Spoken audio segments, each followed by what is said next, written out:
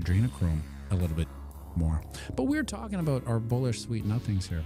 Yeah, so it makes sense that unless we're over the 200 moving average on the 4-hour chart, mind you, at 114, we're just basically in the mud here, the bearish mud, trying to get out.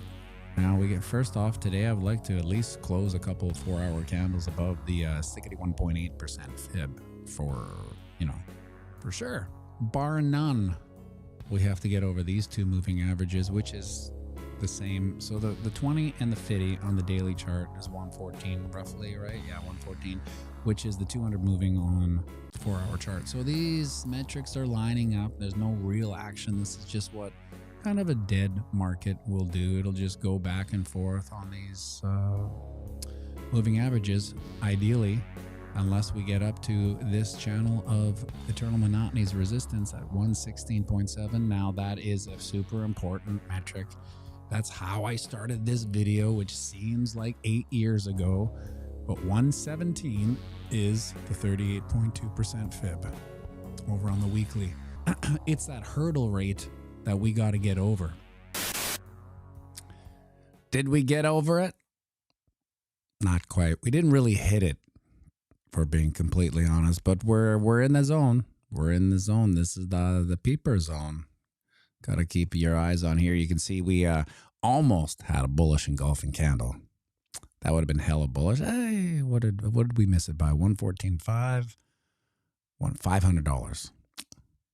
I'll take it as a bullish engulfing candle, even though it didn't officially engulf the open and close. Popped over both channels of descension and channels of ascension through a Hail Mary wick up to 116.4, which is about $1,200 from the actual line we're keeping the peepers on here, because this is it. Now, I think we got over it all here. What is this? Block, allow. There we go. We are over the 200 moving average, which we said on Friday. Don't even wake me up unless we're over the 200 moving average. And here we are. Not quite to the 38.2% fib. You can see it here a little better. Little better. It would still be, if we floated into a bear market, we would take this as the confirmation that we've been talking about. What, $1,200, give or take 100 million, right?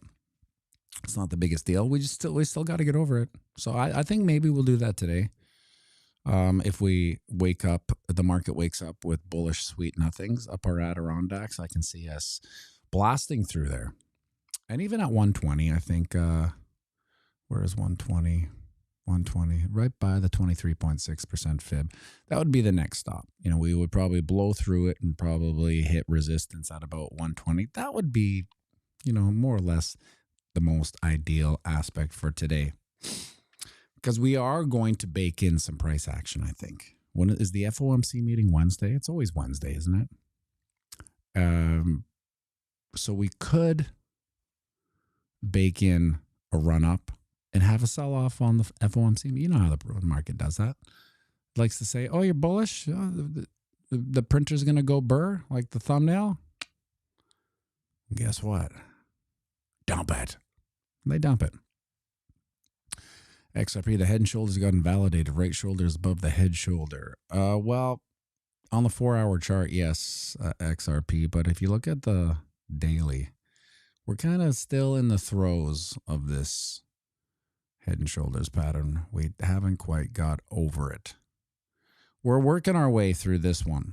We're working our way. We're doing our best over on the ding dong, trying to get out of this head and shoulders pattern. Now, I would say that this is quite an invalidation of the 4-hour head and shoulders pattern. Just up and away on my beautiful bullish action. But then on the ding dong, we are still, we're in it. We're still in the shit here, trying to get up at it. Now, this doodle, I wouldn't take it as law, but I would say maybe outside of this channel of eternal money. She's getting noisy here, but I'm having a hard time reading it. So we are officially 1 week in borrowed time. October 20th was the longest bull market to date. Now, one might say, bull markets will just get longer and longer. That's what they're doing. So if we're going to be sticklers for the 4-year cycle, we're going to have to start adopting one metric into it, and that is that they just get longer. They've all been longer. Every single one has been a little bit longer. I think by 150 days, something like that. And so, yeah, maybe we'll reach out into 2026. I'm still having a hard time trying to reconcile how Bitcoin doesn't keep going up with a economic yes man as a Fed chair. And that's when Donnie Trump, elbows in his buddy into the Fed that just says whatever he wants. Because this is the dirty part of politics, right? Like, you get your job based on how you perform when you're asked to perform. That's why these unremarkable retards get into politics, because it's their only chance at success, because they can band together, grease each other's wheels, blow smoke up each other's Adirondacks, and give each other jobs. These people are completely unremarkable individuals with zero skill and talent, and they're usually fat and ugly too. Or at least ugly, maybe not fat. Some of them are okay, but if they were better looking, and they wouldn't be in politics. They would be, CEOs of companies that they created, or perhaps, I don't know, entertainers. But aren't they entertainers when you really think about it? Isn't it all just kabuki theater? Fish says Trump is pushing Bitcoin. Big week ahead. Is he pushing Bitcoin? I don't like it when he pushes Bitcoin, because I feel like it's grandpa saying what the grandson did. Baron, are we pushing Bitcoin? Yeah, is the Bitcoin being pushed? But the algos like Bitcoin being pushed, that's for sure. So keep our eye on this one today. Hopefully I'll be on Discord here watching this 117.6 come into play. Now, this is what I'd like to see this week. Closing the candle above it. That would be bullish. To me, that's the only real bullish thing. Now, we can close underneath. The sky isn't falling, but we need to close a weekly candle above 17.6 just to get over this hurdle rate and invalidate this position that I kind of invented, but it's based on all the other bull run metrics. Kink in the old neck there. I don't know. This, so you just wake up with kinks these days, What's this? Oh, Duke. Duke screaming. Well, what's your son screaming about? Fortnite. Yeah. Does anybody here play Fortnite? I don't, but I can see how kids get extremely addicted to it, because it's so unbelievable. Like, I remember when I was young, the games we played, like I had ColecoVision, because it was cheaper than Atari at the time. So that's why I got it. And we'd play like a game like Venture, not Adventure, Venture. And it was just like pixelated things moving into boxes and stuff. And it was like, we were fascinated with that. So I can only imagine like real time. I mean, the uncanny valley, but the amazing thing is that he'll play Fortnite with a friend who's across the city, an hour away, and they're riding this motorcycle. To me, I think that's amazing that they can sit there in real time, ride a motorcycle together. It's bizarre. What's going on with the neck here? We'll see. We'll get through this. We'll get through this one. Now we have October has gone green. So we are kind of following this epic doodle. Wick says, I've seen my nephew play Fortnite. Meme bait. What is meme bait?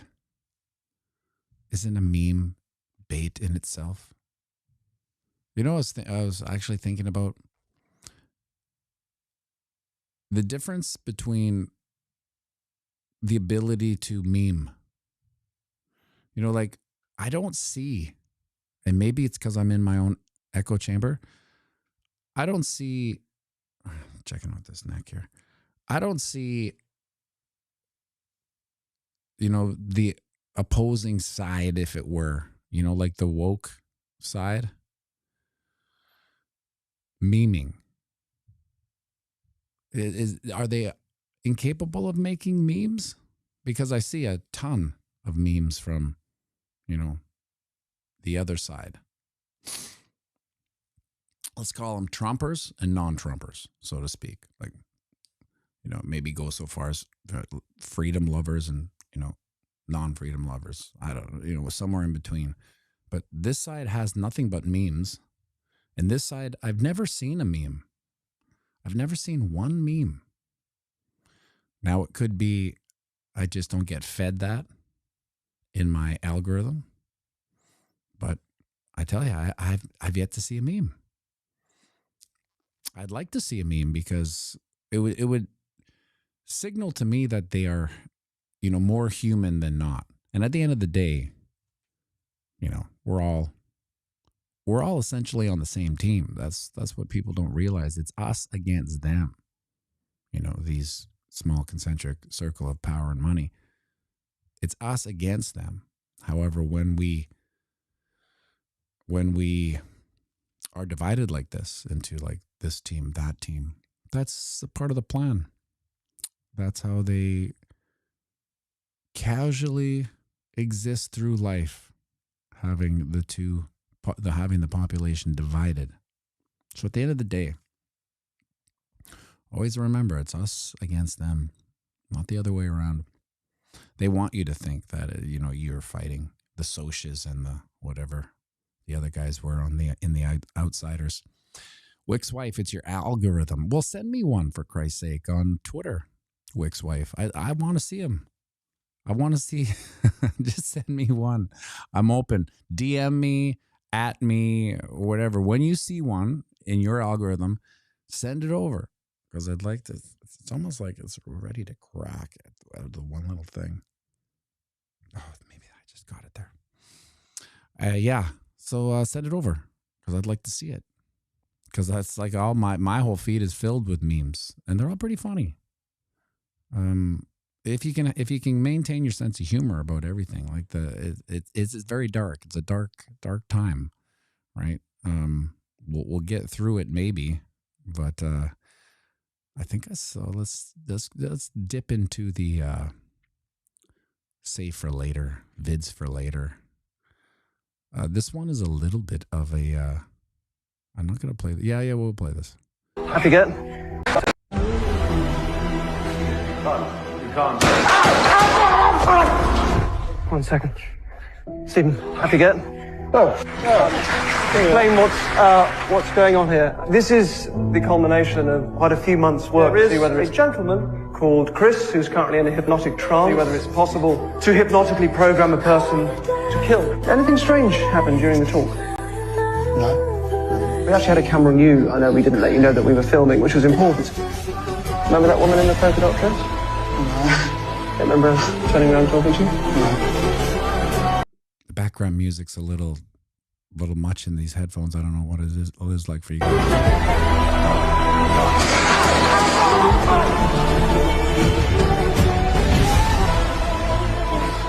Remember that bit? No. Yes, at the moment you will have no memory of the storm, but you just assassinated a national treasure. You shot me. Now you get the gist of it.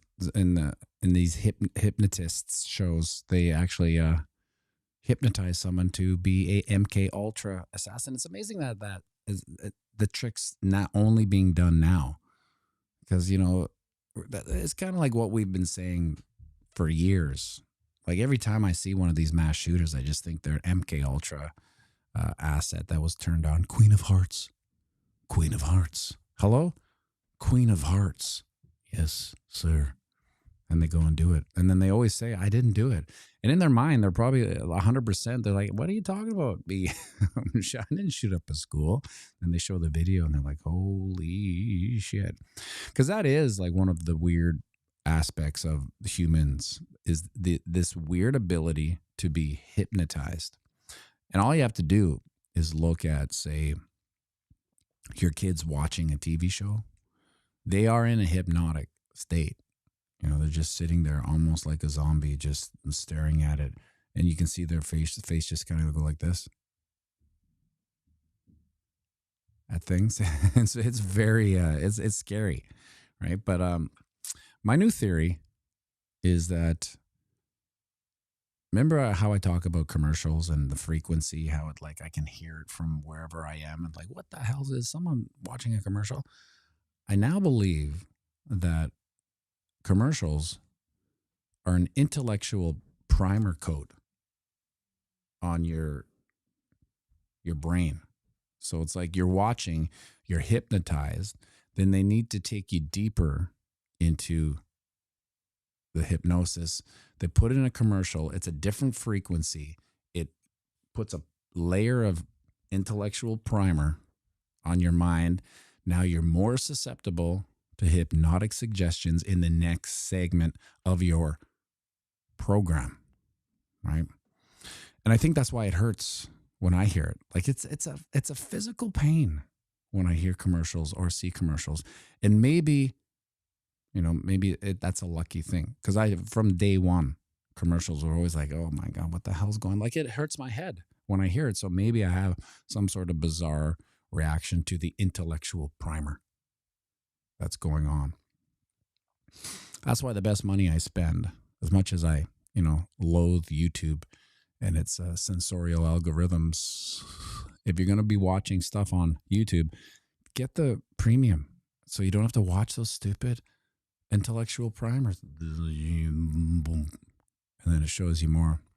Anyway, that's a working theory of mine. We'll see. This is what's going on in Australia, soon coming to Canada, and soon coming to the States.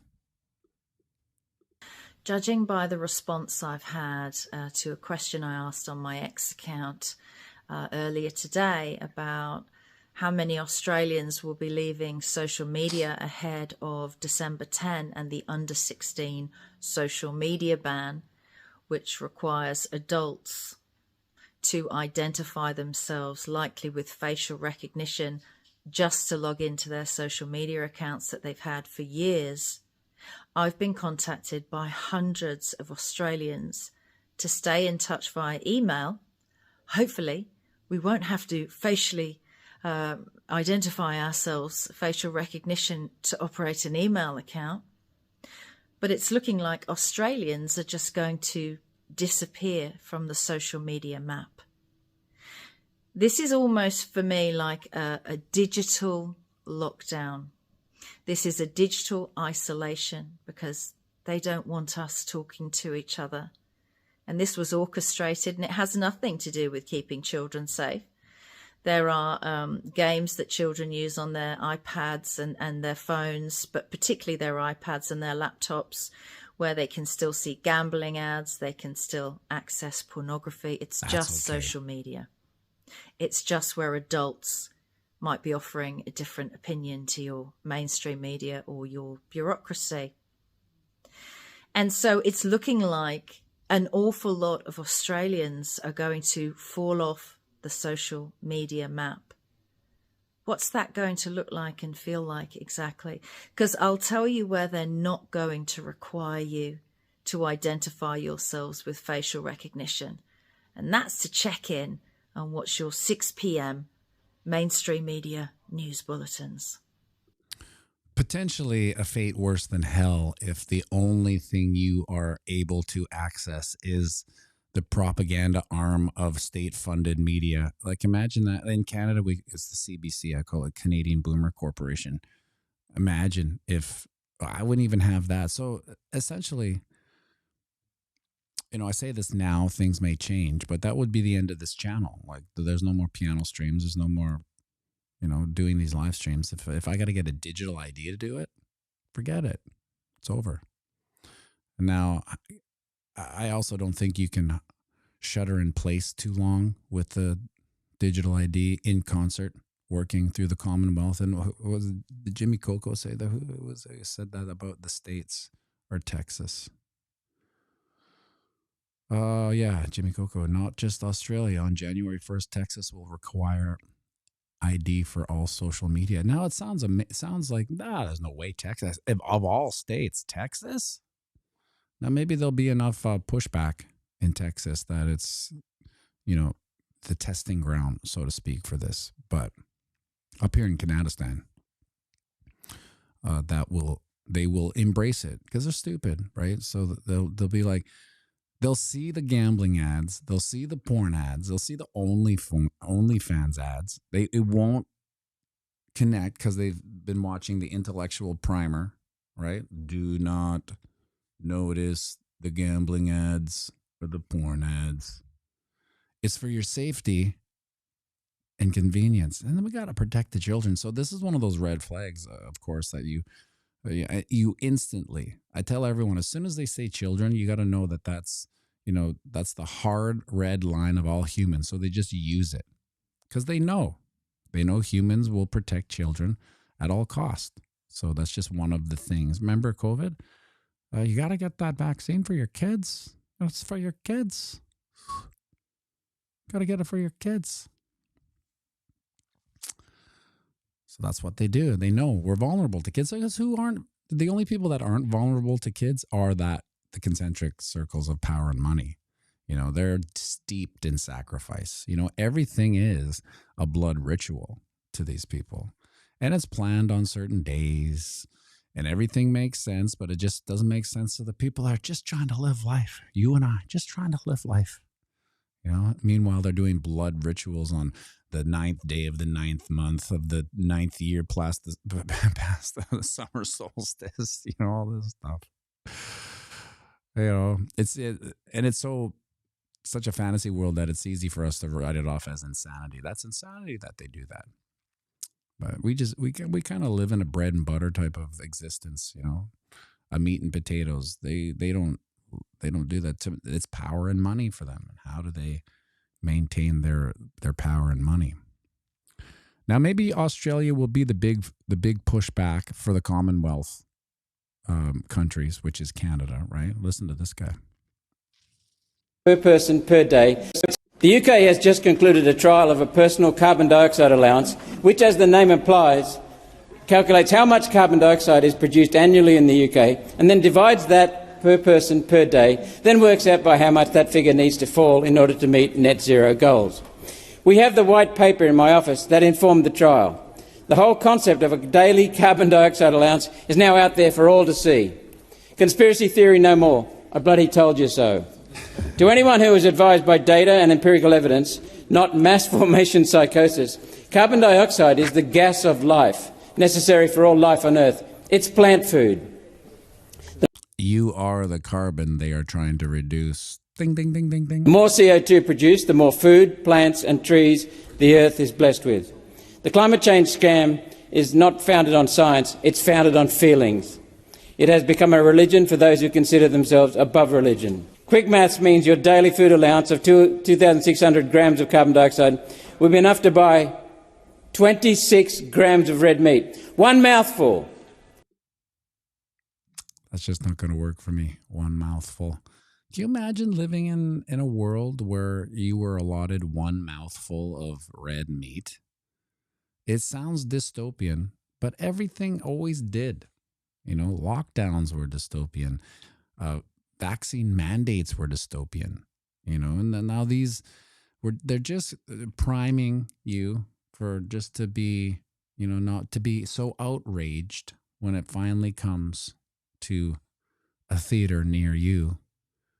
And they're like, one mouthful of red meat for you. And guess what? The majority of the retards will beg for it. That's all the vegans and the vegetarians. Good shame on you for even having a mouthful of red meat anyway, right? You see how these things work out. Take a look at some of these things here. Fear and greed. 42. Still nudies. Still neutral. Almost at all-time highs.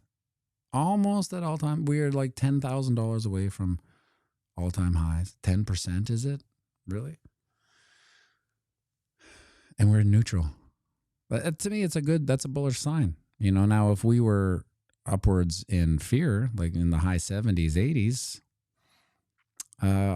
I wouldn't be as bullish. There's not a much, although when we get really overheated, if and when we get really overheated, we can stay up in the 70s, 80s, even 90s for months. You know, I don't know if we have that runway, but that's only assuming the 4-year cycle has these goalposts that don't move, but I think they do move. Chadwick, I think the most dystopian line I've read at work is economy recovering while wages broadcast. Come on. While wages and unemployment stagnate. Like what? Who is the economy? Well, that's the gaslighting, right? That's the CPI don't care. Everything. These numbers are just like, don't look over here. Look over here. The sun's shiny. Have ribeyes doubled? Yeah, but shame on you for eating more than one mouthful of red meat. How dare you, you monster? Are you some sort of bigoted, racist, elitist?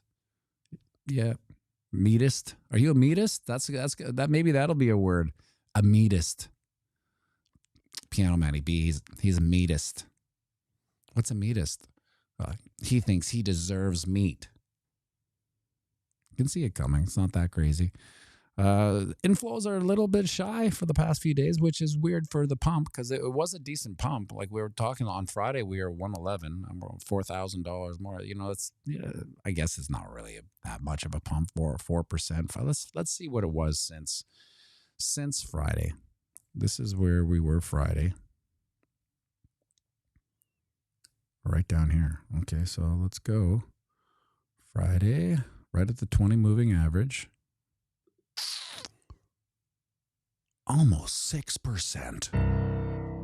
Can't believe it. Almost 6% gain. Yeah, and of course there is what was there? Where's the CME gap at 112, right? Every time it pumps in the weekend, it opens up the gap, and you know, to me, it's a self-fulfilling prophecy of bots. They're like, you know, the little things in the Matrix, those that buzz around. Well, they're like, CME gap, short, and they go back and get it. It's not really, you know, active traders in the humble opinion of this piano. It's the bots shooting down at a CME gap. It's like the Pac-Man pellet for them. It's like, oh, I gotta get that Pac-Man 112.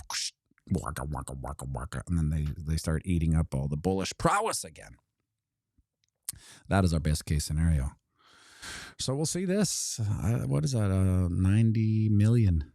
There was a time not too long ago where $90 million coming into Bitcoin would have rocked the Casbah. Make sure you like and subscribe and share this video.